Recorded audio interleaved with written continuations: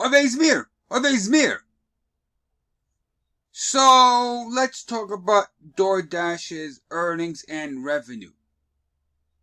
Earnings and revenue came out Wednesday, 11/1/2023, after market close. And according to this, it looks like earnings and revenue report came out very good. And according to this, yeah, if we look at it really quickly, you can see how upon the earnings report,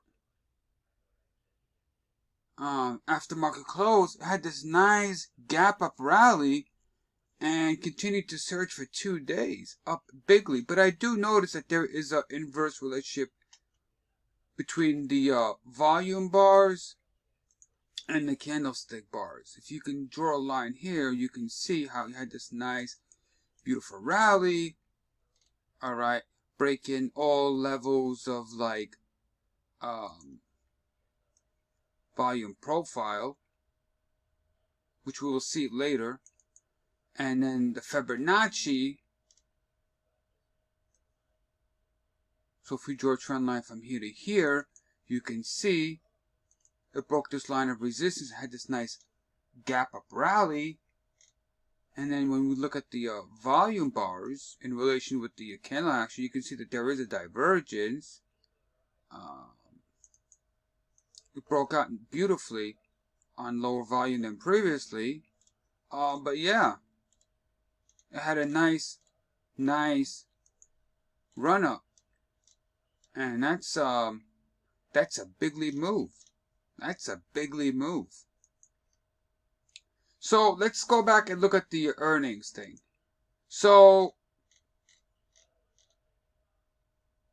I asked Bling GT. What is this thing called? I keep forgetting. Okay, yeah, Bling.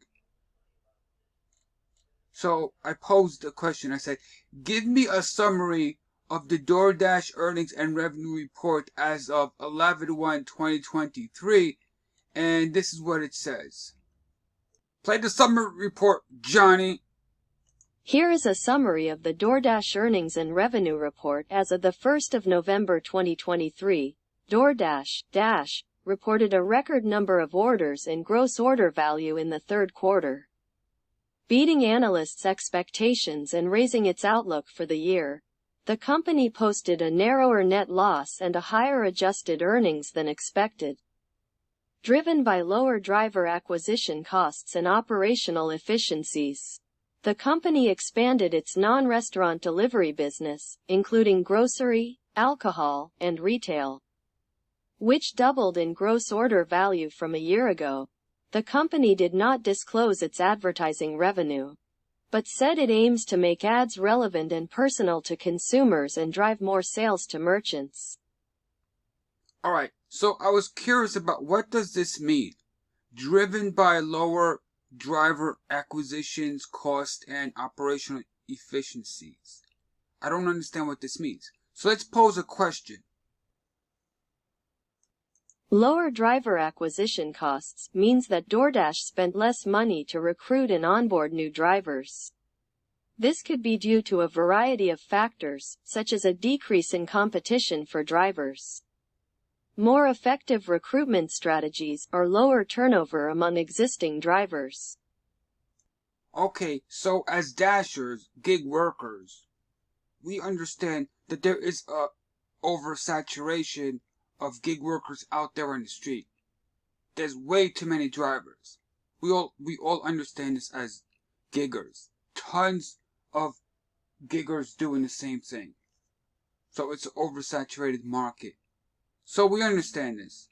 Alright, so in summary,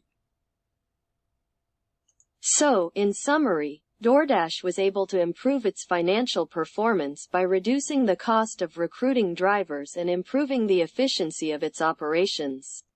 So it is what it is, as we understand. So yeah, in conclusion, it is what it is, and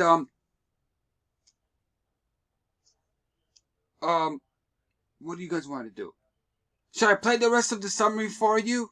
Yeah, why not? Let's do that. So that way you don't have to read it by yourself. Alright, so let's read the full report as to the previous question regarding drivers. This is the full report, so yeah. Listen in. Sure, I'd be happy to explain. When a company reports a narrower net loss, it means that the company's losses have decreased compared to a previous period. This could be due to a variety of factors, such as increased revenue, decreased expenses, or a combination of both. Higher adjusted earnings refers to the company's earnings after making adjustments for specific items that the company believes do not directly reflect its ongoing operations. These could include one-time charges or gains that are not expected to recur in the future.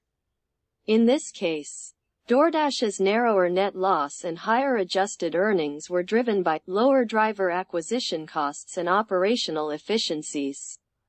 Lower driver acquisition costs means that DoorDash spent less money to recruit and onboard new drivers. This could be due to a variety of factors, such as a decrease in competition for drivers, more effective recruitment strategies, or lower turnover among existing drivers. Operational efficiencies refer to improvements in the company's operations that allow it to deliver the same level of service at a lower cost. This could include things like optimizing delivery routes, improving the order matching algorithm, or reducing overhead costs. So, in summary, DoorDash was able to improve its financial performance by reducing the cost of recruiting drivers and improving the efficiency of its operations. I hope this helps. Let me know if you have any other questions. Alright, my friends, so there you have it. Many changes, many improvements to the metrics, and the company looks like it's doing better, doing well. And what does that mean for you as a driver, for DoorDash, as a gig worker? How do you feel about all this? Are you enjoying your job better? Are you seeing a better outlook? Post some comments, tell me what you think. Does any of this have any relevance in your life as a gig worker? Let me know. And yeah, I'll catch you on another video. And yeah, I guess you gotta keep on keeping on.